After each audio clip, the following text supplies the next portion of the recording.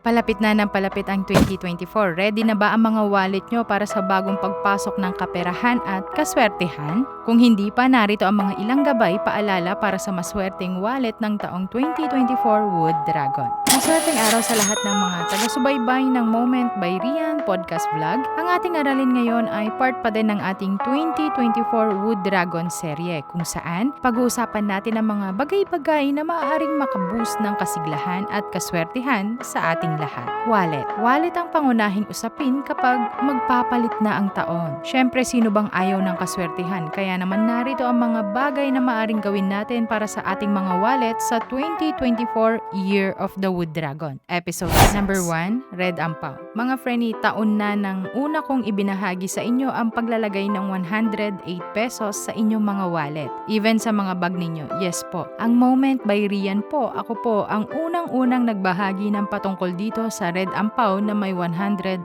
pesos. Tandaan nyo, 108 pesos mga friendly ang ilalagay lalo na ngayong 2024 Wood Dragon unless kung sinabi ko dagdagan nyo.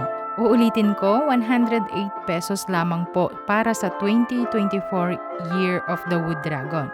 Ito ay nagsisimbolo ng him as per him 108 times binabanggit sa templo. Kaya 108 pesos po ang ilalagay natin ngayong taon, 2024. Money magnet po yan, trust me, at marami na din akong feedback sa aking Red Ampaw 108.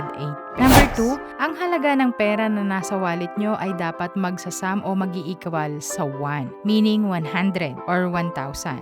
2, 3, 8, and 9. Even ang mga division, meaning kung may 27k ka sa wallet mo, 2 plus 7 is equal to 9. So, perfect pa din na halaga, maswerte. O di naman kaya ay may 9k ka. So, divided by 3, which is good pa din, 3k yon. Basta sum is 1, 2, 3, 8, and 9. Number 3, kung malaki-laki ang wallet na napili nyo, maaari kayong maglagay ng citrine stone or yung gemstone.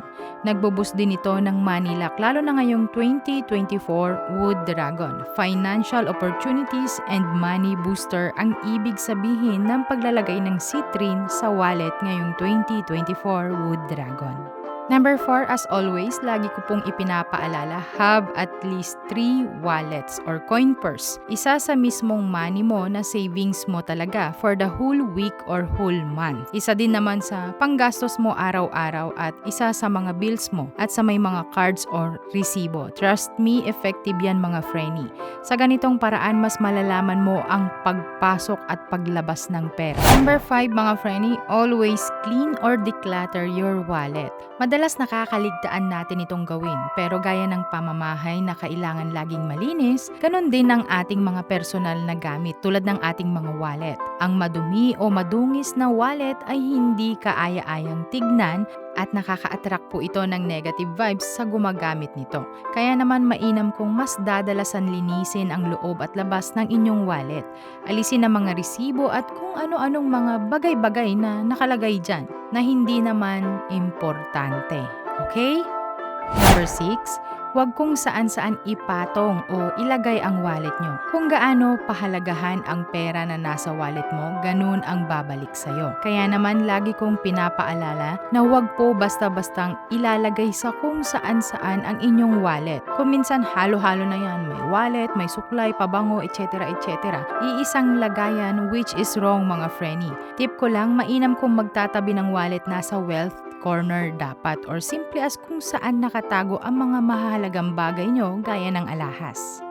Number 7, paano naman Miss Rian kapag walang wallet, coin purse lang? Coin purse man yan or simpleng bag na pinaglalagyan nyo ng pera nyo, dapat malinis at free from any unnecessary things. Resibo, alisin yan. Balat ng candy, alisin yan. At kung ano-ano pang mga anik-anik na hindi naman related sa pera, alisin nyo po. Number 8, sirang wallet. Makailang ulit na po na ipinapaalala ko sa inyo, hindi po mainam sa positive vibration ang mga sira na wallet. Kung nais pong gamitin, ipagawa ito at kung hindi naman na magagawa, mainam po na gumamit na lamang ng ibang maayos na wallet nyo para patuloy pa din ang pagpasok ng swerte sa inyo. Number 9, insensuhan po ang wallet nyo. Isa sa mga gawaing dapat ikonsidera sa paggamit ng wallet ay ang pag-iinsenso at least once a week po mga Frenny. Uulitin ko, kahit po isang beses lang sa isang linggo. Ito ay upang maalis ang mga negative energy na nakakapit sa inyong wallet. Trust me, mag-iiba po ang vibration once na kahit at least once a week pinapausukan ang wallet nyo.